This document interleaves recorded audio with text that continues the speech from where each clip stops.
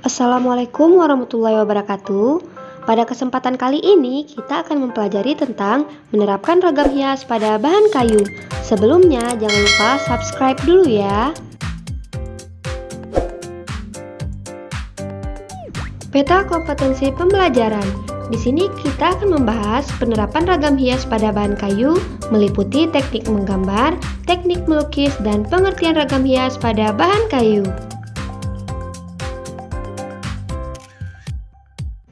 Tujuan pembelajaran yang harus dicapai siswa adalah sebagai berikut ini.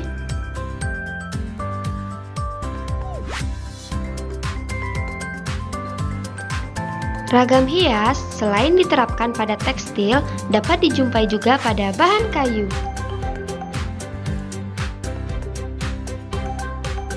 Setiap etnis di Indonesia memiliki ragam hias pada kayu seperti pada kursi, tempat tidur, meja, dan benda kayu lainnya. Fungsi ragam hias tidak hanya untuk menambah keindahan atau estetika, tetapi juga memiliki simbol atau makna.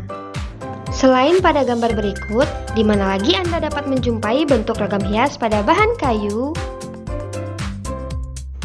Penerapan ragam hias pada bahan kayu.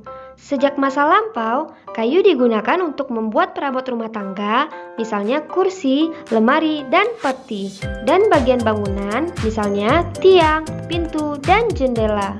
Banyak perabot kayu atau bagian bangunan tersebut diberi sentuhan ragam hias. Motif hias yang digunakan berupa motif tumbuhan, binatang, figuratif, dan geometris, atau gabungan dari motif-motif tersebut. Teknik penerapannya dapat dilakukan dengan mengukir atau teknik menggambar, atau juga gabungan dari keduanya.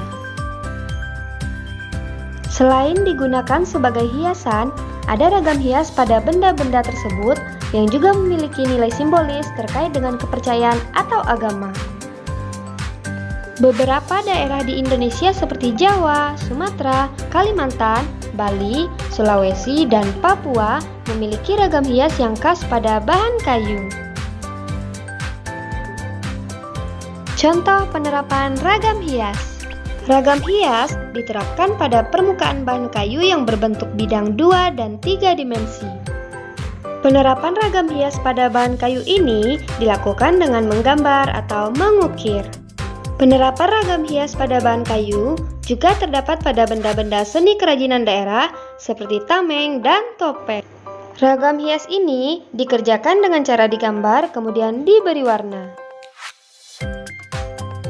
Teknik penerapan ragam hias pada bahan kayu. Penerapan ragam hias pada bahan kayu dapat dilakukan dengan cara mengukir dan menggambar atau gabungan keduanya.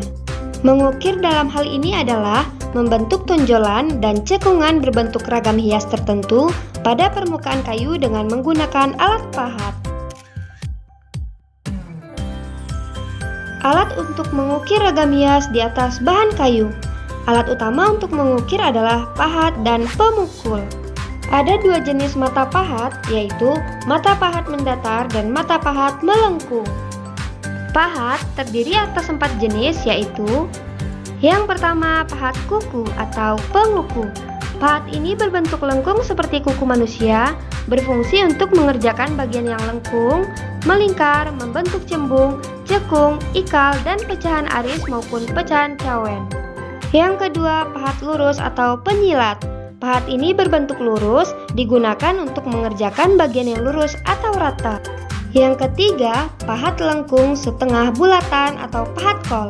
Pahat ini berbentuk melengkung setengah bulatan, digunakan untuk bagian-bagian cekung yang tidak dapat dikerjakan dengan pahat kuku. Yang keempat, pahat miring atau pengot. Mata pahat pengot berbentuk miring, meruncing, dan tajam sebelah. Digunakan untuk membersihkan sudut sela-sela ukiran dan meraut bagian-bagian yang diperlukan. Pemukul. Alat pemukul yang digunakan dalam kegiatan mengukir umumnya terbuat dari kayu, meskipun ada juga yang menggunakan palu besi dan batu.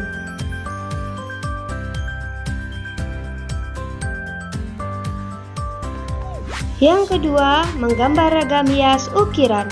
Prosedur mengukir ragam hias pada bahan kayu adalah sebagai berikut.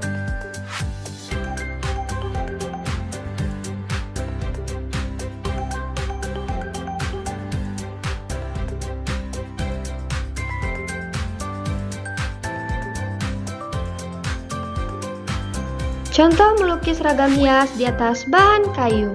Yang pertama, siapkan bahan dan alat melukis. Yang kedua, siapkan bahan kayu. Yang ketiga, buatlah rancangan gambar ragam hias pada kertas. Yang keempat, pindahkan gambar rancangan tersebut pada permukaan bahan kayu. Yang kelima, menerapkan cat untuk menyelesaikan gambar. Dan yang terakhir, berikan lapisan vernis atau cat transparan pada permukaan kayu. Sampai di sini, apakah Ananda sudah mengerti? Jika sudah, silakan tulis ringkasan materi kita hari ini.